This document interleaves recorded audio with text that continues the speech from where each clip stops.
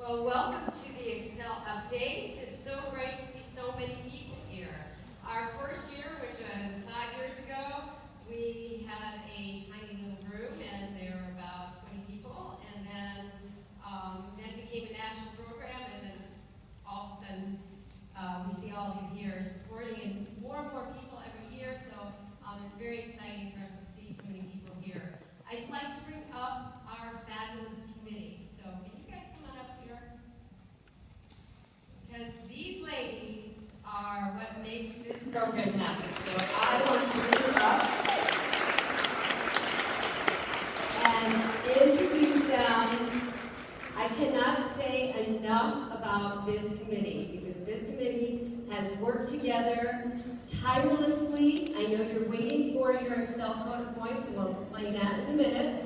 But these ladies have been working so hard for this program and are so dedicated. So not here today is Region 1, Jill Preston. Region 2, we have Diane Palmer. Region 3, we have Louie Janecki. Region 4, Megan Robinson. Region 5, Nancy Gibson. Region 6, Gail Kasperi. Region 7, Jane Caruso. And Region 8, Elaine Wolf. And Marian Dykes is our liaison and our representative from the tech committee, and she has been fabulous. And I'm Claudia Kretschmer, your National XCEL chair. So I'd like to really thank our incredible committee. Also working with us is Cheryl Hamilton, our tech committee chair, and the entire tech committee works with us, and they are a fabulous group of ladies. And Tom Cole, who is our JO Committee National Chair. So our growth in numbers has been incredible. Last year we had, in 2016-17, 22,650 athletes, and in 17-18 we had 32,214 athletes. So a growth by over 10,000, and we're still growing. So thanks to all of you. So I want to talk a little bit about our XCEL program philosophy, because I think this is the core of our program and why our program is growing. And we want to keep our program the way it is. It's really important to our committee that we maintain the philosophy of our program. So at the beginning of our meetings each year, we talk about our philosophy and our mission and our goals. And our philosophy is to be inclusive. We want to include all athletes and be available for every type of athlete in our program. And to have a range of possibilities, both for the club owners and the coaches and the athletes. And offer a lesser time commitment, a less cost, and have our emphasis be more on excellence and execution rather than difficulty. And our purpose of the XCEL program is to keep athletes in the sport and to provide an entry level of competition for a wide variety of gymnasts. We have gymnasts that have fears. We have gymnasts that maybe just want to do high school sports. Maybe we have gymnasts that just love the sport and they want to come back and they've been out for a long time. So we have many, many reasons why gymnasts use this program, and we want to maintain that. And we want involvement and participation. And we want to offer a variety of gymnastics goals. And our mission as a committee is number 1, athlete safety. Number 2, keep it simple. Maintain the XCEL philosophy through its rules. And every time we make a decision in the XCEL program, and maybe sometimes there's a lot of discussion on these decisions, we always go back to the philosophy of the program. Does this decision meet the philosophy of the program? We want to maintain the identity of the XCEL program. I think this is really important. We do not want our program to be just another JO program.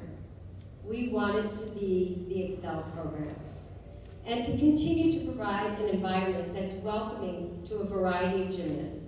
We want to educate coaches and judges and have better engagement and communication with both of these groups. So our mobility has not changed. I just want to give a reminder that levels 1 and 2 must enter at the XCEL bronze or silver divisions. Level 3 may enter at silver or gold. Level 4 must enter at the gold division. Levels 5 and 6 must enter at the platinum division, and levels 7 and above enter at the diamond division. There's still, we don't do level 10, sorry, that should be it. Level 10s we don't have a dropback for 10s as of yet, so I should have had that in the slide. There continues to be no mobility from XCEL to JO. So if you want to do the XCEL program and then go over to JO, you have to go through the JO mobility. Okay, I get that question probably more than anything else. Okay, individual event specialists. We encourage participation for our individual event specialists. We know that some states and regions do not have IES for their regionals or state meets. We are encouraging that. We're not requiring it, but we are encouraging that you find ways to allow the IES to participate in these competitions because it's part of the XCEL philosophy. Okay, petitions to regionals. Regions that qualify by score to regionals. If a gymnast is injured during her 4th event at the state meet, she may petition to regionals if the scores on her first 3 events total 75% of the regional petitioning score, which is the qualifying score plus 1. That sounds like a lot of mumbo jumbo, doesn't it? So if they get hurt on the 4th event, you just average the first 3 and see what that comes to, okay? So that has to equal the qualifying score plus 1 point. So that's the regional petition score. Does everybody understand that? Seeing some head nodding, okay. This does not apply if the qualification is by percentage rather than by score. Okay, we are super excited about this. We are developing a program to have an XCEL-only judges rating. So we are really, really excited. So many of you can have an opportunity to judge the XCEL program, and you don't have to go through the JO system. This is in the future. We will have an ad hoc committee that is working on this, so that these are members of both the XCEL committee and the tech committee that are taking this on. They can judge bronze, silver, and gold. And then we really want to encourage new judges to participate in this. We feel like this is a win-win. You can get into judging, and then maybe you want to move from there and take your JO test or compulsory testing. So we feel like this is a win-win for everybody for our sport. We are also developing a program to bring back some of those former judges that you all know and love that are not judging anymore, and have them come back and just judge XCEL. And if they were a level 9, 10 judge, they can judge the platinum and diamond divisions because they know how to evaluate the higher level skills. So we're pretty excited about that. What do you guys think? Yeah? In the future, the technical committee will update and put online the XCEL judges test. And this test is, if you're judging in the XCEL program, it gives you a little, it's not required, but gives you a little reminders of what to look for, and I think it's a really helpful tool. And I think it's a great tool for coaches, too, to use that. So look online for updates. The judges have been a little busy getting ready, right, for their courses. So they will get to that as soon as they're done with all their stuff. Okay, so updates to rules and policies. I'll turn that over to Marian. Good morning. So these are things, and the rules and policies did come out this week online. For the most part, it is your responsibility to print that. Particularly if you're a meet director, you should always have that right on the side of the meet. But it's quite often a good little valuable briefcase tool in addition, because so much of our rules does show up in the rules and policies. So you can furiously write or take pictures of the slides, but you can go to usagymnastics.org and look at the rules and policies and download it in the PDF format and print it or save it on your phone or your iPad. Both coaches and judges should refer to the RFP. One of the new comments, to me it's not new, but one of the new things in there is a reminder that there should not be casual conversation between coaches and judges. This does not refer to in the morning saying how's the family, how are your kids, your husband, your mother. And more it refers to during the course of the competition, you should not come up to me and ask questions that could impact the score either that I'm working on or a later score. So if Pam is approaching me and says, can I ask you a question? What my answer should be is if it's about a score, you have the opportunity to inquire. But maybe she's a little persistent. She says, no, it's just a really quick question. I was so surprised you didn't take more in arms.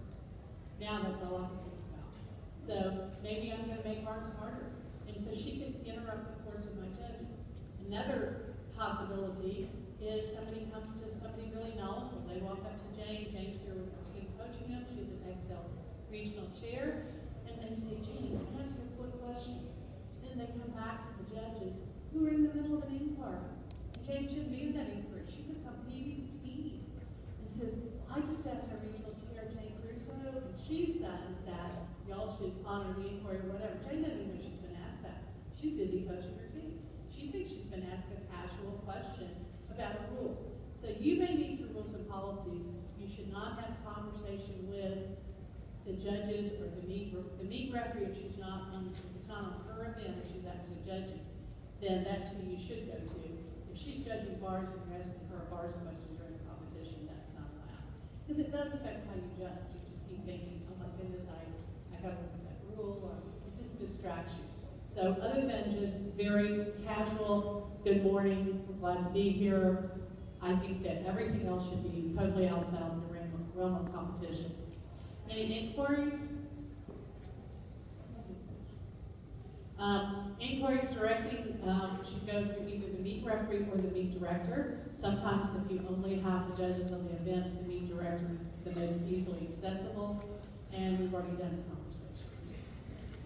At all sanctioned competitions and regional competitions, if you have any individual event specialists, they should be placed first on the event they are competing on. If you just do a blind draw and an event specialist draws up first on an event she's not competing on, then it makes somebody else possibly have to go first more than one time. So we would ask the event specialist to be placed on the event they're on. Then you organize the gymnastic squads, draw for the starting, place the individual event specialist first on the event she is competing on within the squad. That's a little common sense, but quite often we have that individual event that the coach is being announcing. You remember we only do B, she's drawn it first on bars. Verbal cues, the deduction is only taken after a warning. And for coaching cues by either the coach or her teammate, I truly believe judges in here, please make sure all warnings occur with the adult personnel, not athletes. I should never be going up to an athlete. I should go up to the coach and say, Coach, you've been given a warning. Please make sure your entire staff knows this, because my warning is not to Claudia. My warning is to Claudia's coaching staff. Her team has been given a warning. I do that through the adult, and I remind them that that's where we're in the competition. If it occurs a second time, then I would take the deduction for having a verbal cue. It's taken one time on an event. If you talk to her the whole event, she has forgotten her routine, you continue to tell her each and every skill going, I still only take the deduction one time. And one of the judges should have heard it. So your apparatus, whether it's 2 judges or 4, that's the perimeter of it. It cannot come from a timer. It cannot come from another coach saying, I hope you should take that warning. It should come from the judges who are on the panel. So coaches, if you have an athlete that's forgotten her routine, take the 1/10 deduction. Don't let her stand there for 5 minutes. You know, take the 1/10 and tell her what to do next. And the coach. And I should have said that, as Claudia said, it's only 1/10. And not that it applies to this room at all, but I had given a warning at a level 10 regional. And I went up to the coach and I told them that this was a warning. It was for them and their entire staff. The coach happened to be Jeff Wood. If you're familiar with Jeff, he's a big fella. He's pretty forceful. And his kid ends up falling. She's in the chalk box. And the timer's screaming at her. And she is in the zone. She has no idea anything but she's thinking about her next skill. And she doesn't remount the bar. And we have to terminate the routine. And later I said, Jeff, it was only a 10. Why didn't you tell her? He goes, Marian, you just told me not to talk to her. So he was right. I had just told him not to talk to her for 1/10. She was going to nationals. Not necessarily an XCEL example, but pretty funny. I'm like, boy, she listens to me all the time. The process for registering athletes has changed, so I'm going to have Claudia share that with you. Alrighty. So, has everybody already started this process yet? But it's pretty cool. I think it works great. You have to go through the steps as a club owner first, or your administrator. Make sure you have all of your information in the system. Make sure the parent email addresses are all correct. Once that's done, you hit a button and the parents get the email and they do their online registration. And it's really, really simple, but you have to do your homework first. New gold, platinum, and diamond divisions must register as an athlete member now. They're no longer introductory members. This is not a choice by our committee. This was actually an insurance decision because these athletes are doing flips and saltos, so they felt that they need to be athlete members. We also had a lot of, interestingly enough, parents that were more insulted by the introductory member saying that I'm a gold athlete and I'm a platinum and I'm being insulted because I have to register as an introductory athlete, and somehow that made them feel lesser. That's not the reason, but that actually came back to me from the office that they did get a lot of those kind of complaints and feedback. And as you know, the registration fees have gone up a little bit this year. So I should add to that, if you register as an introductory member and then you move to the gold division, you have to just pay the difference. It's not a big deal, but you do have to do that. Okay, so new change deductions. We still maintain the philosophy that gymnastics should be, the apparel should be a leotard. So the only acceptable apparel is a leotard. If there's something about that that's not correct, then a warning is given, with the gym is given the opportunity to remove her shorts or her skirt, or if there is a sports bra showing. Again, I give all warnings to adults. I am never going up to a 12-year-old, 13-year-old young lady and telling her that she has to remove her bra. That is not appropriate, so I would do that through her coach. And if it's a situation that they cannot change or they elect not to change, then it's a 1/10 deduction off of the event following the warning. And it does say the second event, but maybe her first event was involved in the way they're sitting, the judges just didn't see it. It's the event following when the warning is given. Also, clarification/new, if a fall occurs as well as the spot, then the judge would deduct for each, the fall and the spot. So coaches, what that means is if you're going to spot, put her on her feet. If you let her fall, in addition to spotting her, it goes from 5/10 to 1 point. I was thinking we had a video, but that might be later on. The restricted elements, an element is restricted at a division based on its value in the XCEL Code of Points, not based on her performance. The restriction is not based on, so if there's no skill that what she does equates to, so my gymnast elects on balance beam to do a switch leg leap. There's no lesser. The only switch leg leap in the code is a C, and I'm in a division that my gymnast is not allowed to do a C. Even if she does a very poor switch load that I might not have given C credit, it's still subject for, it's the worst of all worlds to take a deduction for having a restricted skill. She cannot count it for any of her special requirements. And in addition, I would take execution deductions as well as spots and falls. Do not put something in the routine that as she gets better by the end of the season, that she could get penalized for it. So don't select a skill that eventually she's going to be doing a C and you're going to say, don't do it very good, even if there is like a B to it. Yes. Following the warning. Yeah, the event followed the warning. Right. So let's say you get a warning by your first event, it's abroad, and I'm going to take it off. It's going to be short the whole week. Do they take Great question. So once the entire deduction, the question is, she receives a warning, it's something that cannot be corrected. The gymnast elects to stay in that apparel. Once I take the deduction once, it is not taken again. So it's taken one time following the warning, and then the other 2 or 3 events would be with no deduction. And this is a separate, a different rule than the JO rule. The JO rule has changed a little bit, but XCEL has not changed. So this is one of the places that's different. Great question. I want to add a little bit to that. We have some athletes in the XCEL program that maybe don't want to wear a leotard for either religious reasons or body image reasons. They're older, they don't want to wear a leotard.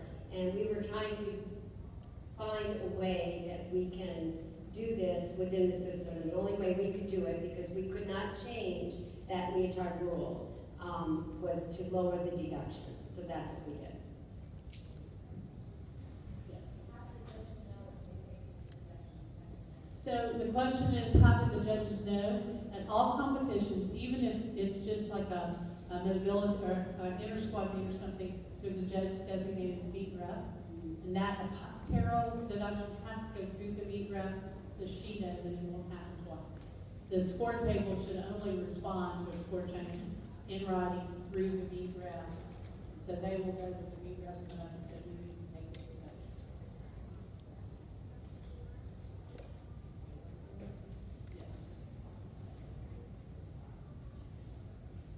Restricted elements, for example, so I referred to that earlier on global balance beam.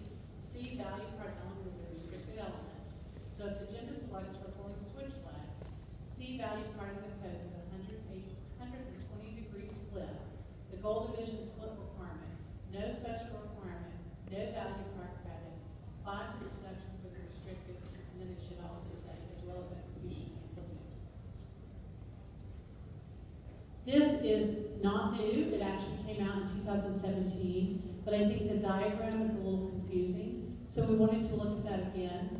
In conjunction with the equipment companies, there's been some clarifications that some vaulting boards have springs that are not supposed to be removed, and it always ends up that if somebody removes it, then they end up with a squad of tiny little petite women that can't get the spring back in. So we actually added to the rules and policies a diagram. This diagram, and this is what's in the rules and policies, is going to be easier to see larger, but it has X's. The X's are actually the coils, that's the springs. So be sure you read the diagram correctly, because when I saw an X, I thought that meant no spring. Yeah, I thought that meant that was where you put nothing. They X'd it out. Oh, okay, so it's the yellow are the springs. She's right. I was going to say, what the heck? They fixed the diagram, so it's strange to read. Thank you, Claudia. So they fixed the diagram because it used to be the opposite. They used to only mark the springs if they looked like they'd been X'd out. This is a page right out of the rules and policies. If you do not follow this, if you put a configuration in that is not allowed, it is a 3/10 deduction. It is an apparel equipment deduction, so it is taken as a deduction off of the average score, not by each judge, it's taken by the chief judge, and either with a little placard on her table or verbally, she should notify, or she or he should notify the coach that that deduction's been taken.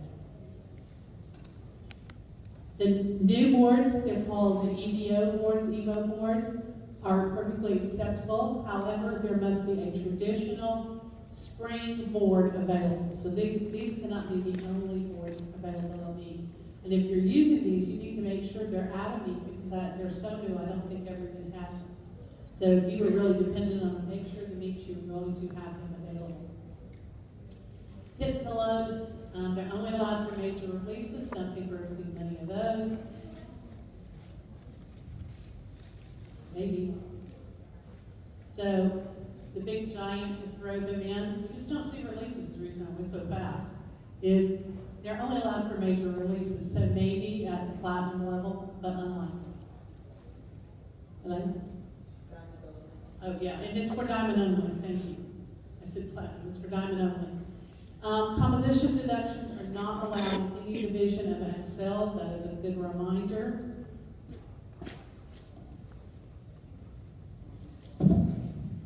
I like to stand because I'm short and I can't see you guys over there. So, okay, so bronze vault. This is just a change to the mat requirement. The mat stack is 48 inches plus or minus 2 inches. So this is to be consistent with the silver.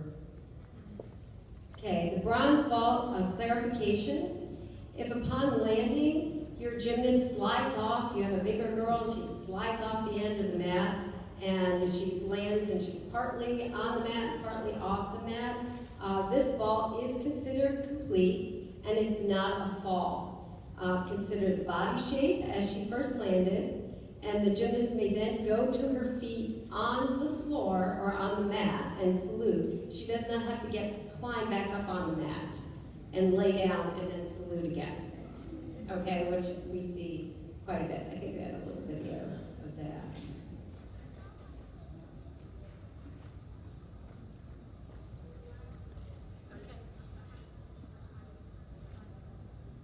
She's coming. And we slide off. So you look at the shape she landed in when she first hit the mat, coming off the table, and then she slides off. She just salutes on the floor mat, not on the resi mat. All right. The use of an alternative springboard apparatus is not allowed at the platinum or diamond division, and if they do use that, it is a void vault. So this is not new, it's just a reminder. Okay, so we have a brand new vault. So let's talk a little bit about this. So the change in silver vault, we have a handspring or a quarter on to half on repulsion off of the mat stack. So you can take your resin mat and put that sideways. There are some new mats available, so there's lots of options with these mats. So I'm going to kind of go through the actual equipment used for this, because there's new things available, but you do not have to go out and buy anything new. So what you have used before, you can still use. The resi mat turns sideways. It does not have to be centered. We've had that question. It was a great question that came up. You can put that any place on your runway. So if you want to stand to the side of that mat and spot, and you don't want it to be in the middle so it's draped over two sides, you can do that. The mat can be a half of a resi, which is a 5 foot by 5 foot, and there's some great new ones being manufactured as we speak, because they're right on it, the equipment companies, and they've come up with some pretty cool things. So the width of the mat stack can be 5 to 10 feet in width and 5 feet wide.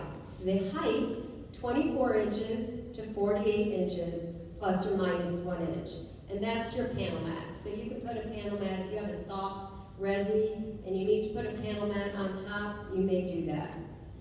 If some of the equipment companies have come up with a little curved front to theirs, that's fine. There's no problem with that at all. And on those two, you can put a panel mat on the top layer. So the panel mat is not to be put in between the layers, but as long as your mat stack is the right amount of inches, well, I guess that doesn't really matter. You may use a springboard or an alternative board. There's no deduction, there's no lesser value for using an alternative springboard.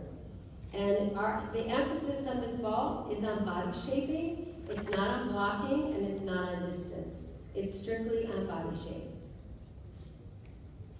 Okay, so we'll do some examples.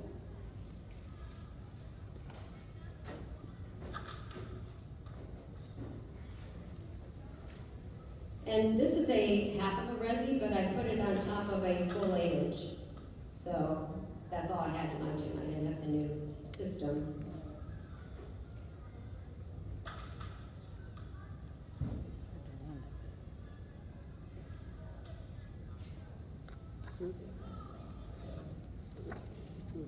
And vault number 2 is the quarter on to half on propulsion off. And we'll see a few of these.